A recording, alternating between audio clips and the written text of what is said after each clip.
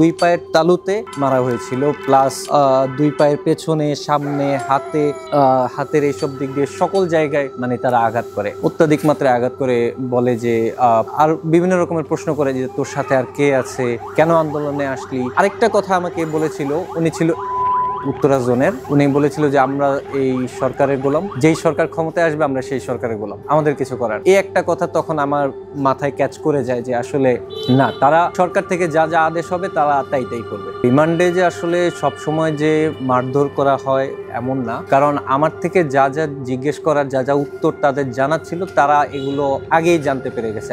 আমার কাছে যা যা প্রশ্ন করেছে আমি সব সত্যি সত্যি উত্তর দিয়ে দিছি। তো রিমান্ডে আসলে আমাকে উপরে নিয়ে যাওয়া হয়, উপরে নিয়ে তাও আরেকবার জিজ্ঞাসাবাদ করা হয়, কিন্তু আসলে টর্চার করা হয়নি। তাও তারা বলেছিল যে রিমান্ডে আপনি যদি সত্যি কথা না বলেন আর যদি কোনো সত্যি গোপন করেন তবে আপনাকে টর্চার করা হবে অবশ্যই। হ্যাঁ, টর্চারগুলো আগে হয়েছে, তবে অনেকেই আমার সাথে যারা প্রায় 6টা সেল ছিল, 6টা সেলে অনেকজন মানুষ ছিল, অনেকেই রিমান্ডের সময় তাদেরকে উপরে নিয়ে বা কোথায় নিয়ে আমি সঠিক বলতে পারবো না, তাদেরকে বিভিন্ন রকমের ভাবে মারধর করা হয়। অনেকেই জমটুপি পরিয়ে নিয়ে যাওয়া হতো, যখন আসতো সেল থেকে বের করে হ্যান্ডকাফ লাগিয়ে জমটুপি পরে নিয়ে যাওয়া হতো। আয়না ঘরে বেশিরভাগই ছাত্র ছিল এবং মুরব্বী মানুষদেরও ধরে আনছিল। আমি জানি না আসলে তাদের কি কি অভিযোগে ধরে আনছে।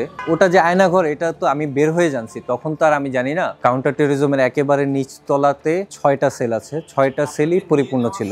আমাকে যখন নিয়ে যাওয়া হয় 8 জন পুলিশ সদস্য আমার সাথে ছিল গাড়িতে, তখন আমাকে বলা হয়েছিল যে আমাকে হসপিটালে নিয়ে যাওয়া হচ্ছে, যেহেতু আমাকে এর আগে টর্চার করা হয়েছে। তো আমি ভাবলাম যে যাক, হসপিটালে নিয়ে যাওয়া হচ্ছে তাও তো ভালো, একটু চিকিৎসা পাবো। কিন্তু আমি দেখলাম যে না, কোনো হসপিটালে নিয়ে যাওয়া হচ্ছে না। হঠাৎ করে গাড়ি যে আসলে মিন্টু রোডে ঢুকলো, ওখান থেকে যে কাউন্টার টেরোরিজমের ভিতরে ঢুকানো হয়েছে, তখন আমার চোখ খোলাই ছিল কিন্তু হ্যান্ডকাফ লাগানো ছিল। 8 জন সর্বোপরি আমাকে পাহারা দিয়ে নিয়ে গেছে। তো ওখানে যে কাউন্টার টেরোরিজমের অফিসারদের কাছে থানার পুলিশ আমাকে হ্যান্ড ওভার করে দেয়। আমার ফোন থেকে যাদের সাথে মেসেজের হিস্ট্রি পেয়েছিল তাদেরকে আটক করার জন্য আমাকে নিয়ে আসা হয়েছিল। কালো একটা মাইক্রো গাড়িতে করে হ্যান্ডকাফ লাগিয়ে আমাকে নিয়ে আসা হয় যে আসলে তুমি চিনিয়ে দাও তাদের বাসা কোথায়। আমি তো আসলে এত খারাপ হয়ে যাইনি যে আমি আমার বন্ধু বান্ধব, আমার ভাই ব্রাদারদের আমি ধরিয়ে দেবো। আমি বললাম যে না, আমি তেমন কারো বাসাই চিনি না।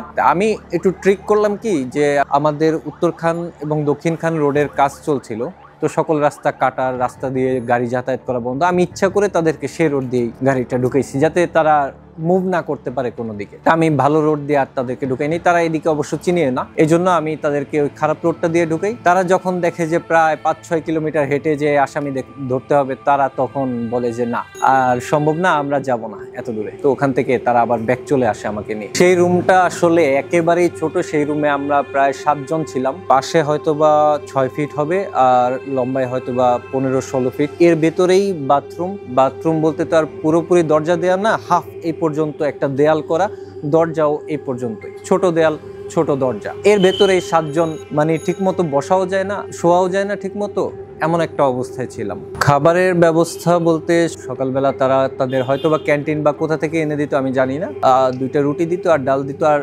দুপুরে ভাত দিত, আর রাতেও রুটি। এভাবেই চলেছে রাত দিন। আসলে বুঝতে পারতাম কিভাবে, প্রতিটা সেলের সামনে যারা ডিউটি অফিসার ছিল, 3 জন করে ডিউটি অফিসার ছিল, তো তাদেরকে জিজ্ঞেস করতাম যে এখন কয়টা বাজে। বাইরে বৃষ্টি হচ্ছে না ঝড় হচ্ছে। আসলে ওই সময় বাইরে অনেক বেশি বৃষ্টি ছিল, যেটা আমি পরে জানতে পারি, বের হওয়ার পরে জানতে পারি যে ওই সময় চরম বৃষ্টি ছিল বাইরে, কিন্তু আমরা তো ভেতরে থেকে বুঝতে পারতাম না। তো জিজ্ঞেস করতাম, ওখানে একটা ঘড়িও ছিল না যে আসলে কয়টা বাজে, দিন না রাত আন্দাজ করব।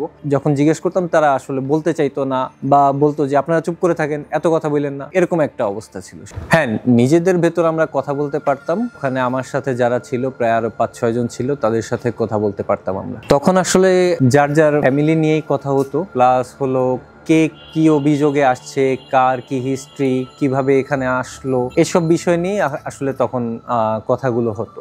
পূর্বেই বলেছি যে ছোট্ট একটা বাথরুমের জায়গা সর্বোচ্চ 3 ফিট বাই 3 ফিট হবে, এর ভেতরেই গোসল, এর ভেতরেই বাথরুম, এমন একটা অবস্থা ছিল তখন। তার ভেতর লাইট না ফ্যান কোনো কিছুই ছিল না। খুবই পুরনো তোষক, খাওয়ার জন্য যে বোতল দিত সেই বোতল মাথার নিচে দিয়ে আমরা তখন আসলে ঘুমাতাম, না বালিশ না কোনো কিছু।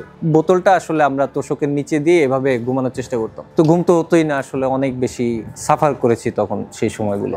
এক এক সময় এক একজনকে উপরে নিয়ে কাউকে হয়তো বা নিয়ে যেত 5 তলায়, কাউকে 6 তলায়, কাউকে 7 তলায় নিয়ে জিজ্ঞাসাবাদ করো। তো আমাকে মেবি 7 তলায় নেওয়া হয়েছিল। আমার তো চোখ বাঁধা ছিল, আমি তো তখন আন্দাজ করতে পারিনি, কিন্তু অনেকেই বলে যে 7 তলায় নিয়ে গেছে আমাকে। তো আমি আসলে তখন আন্দাজ করলাম যে হয়তোবা আমাকে 7 তলায় নিয়ে যাওয়া হয়েছে।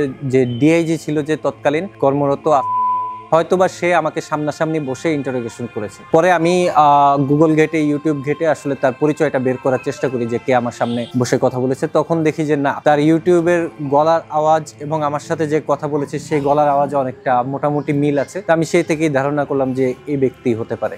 আয়নাঘরে প্রথম যেদিন নিয়ে যাওয়া হয় এবং তার পরের দিনগুলো আসলে থানা থেকে যে আমাকে যে টর্চার করা হয়, মারধর করা হয়, তখন তো আমি একেবারেই হাঁটতে পারতাম না।